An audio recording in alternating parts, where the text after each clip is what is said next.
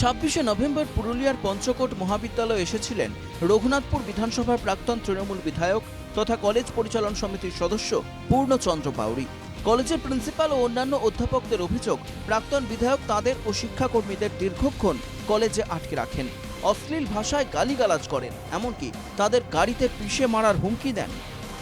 সেই পেশি শক্তির আস্ফালন তাতে আমাদের খুব মনে হচ্ছিল যে আমরা একদম লাইফ থ্রেট বা একদম মৃত্যুর খুব কাছে দাঁড়িয়ে আছে, আমাদের যে কোনো সময় যা কিছু হতে পারে। যেরকমভাবে মারমুখী একটা অ্যাটিটিউড। অভিযোগে লেগেছেন যে আপনাদের প্রাণে মারার হুমকি দিয়েছে, কি বলেছেন? উনি বলেছেন যে একদম সর্বনি মোড়ে গাড়ি চাপা দিয়ে মেরে দেবো তোমাকে। এই তুই চল, ভিতরে চল চল। আমি দাদা তুমি ভুল করছো। আমি এইভাবে বলি, দাদা ভুল করছো, তোর কাছ থেকে আমাকে জ্ঞান নিতে হবে। আমি বলি দেখো, আমার কাছ থেকে না জ্ঞান লাগে, এটা আলাদা একটা জায়গা, তুমি ওইভাবে কথা বলতে পারে না, চল এখানে বস। যতক্ষণ বলছি বসে থাক। গাড়ি থেকে নেমে আমাকে দেখবি এক চড়ে তোর দাঁত গলা ঝাড়ান দেবো। আমি তখন বললাম হ্যাঁ, গায়ে হাত দিয়ে দেখো। প্রাক্তন বিধায়কের হুমকিতে আতঙ্কিত কলেজের শিক্ষক ও শিক্ষাকর্মীরা। এই ঘটনায় তারা প্রাক্তন তৃণমূল বিধায়কের বিরুদ্ধে নিতুড়িয়া থানায় অভিযোগ দায়ের করেছেন। তিনি 26 তারিখে 3:30 নাগাদ কলেজে এসে অকথ্য ভাষায় সবাইকে একই গালিগালাজ করেছে এবং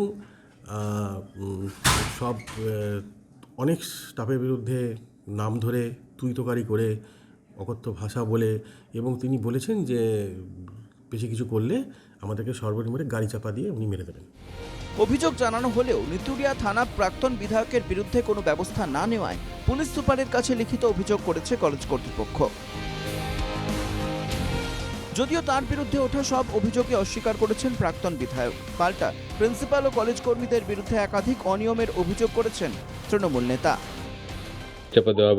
পুরোপুরি মিথ্যা। সরকারি যে সমস্ত কন্ট্রাকচুয়াল অফিস আছে, দায়িত্বে আছে, তারা অভিযোগ করার পরিপ্রেক্ষিতে আমি সেখানে যাই এবং ওনারা আমাকে বললেন যে এই ধরনের ভুলভ্রান্তি হচ্ছে কলেজ স্যার, আমাদের প্রিন্সিপাল ফোন তুলছেন না, আমাদের সঙ্গে কথা বলছেন, আমরা কাকে অভিযোগ জানাবো? বা আমরা মহিলা যারা আছেন তারা বলছে আমরা তো এখানে ভয় করছি যে আমরা কীভাবে চাকরি করবো এখানে।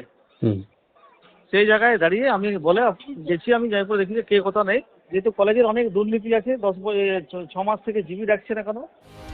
পঞ্চকোট মহাবিদ্যালয়ের এই ঘটনায় উত্তেজনা ছড়িয়েছে এলাকায়।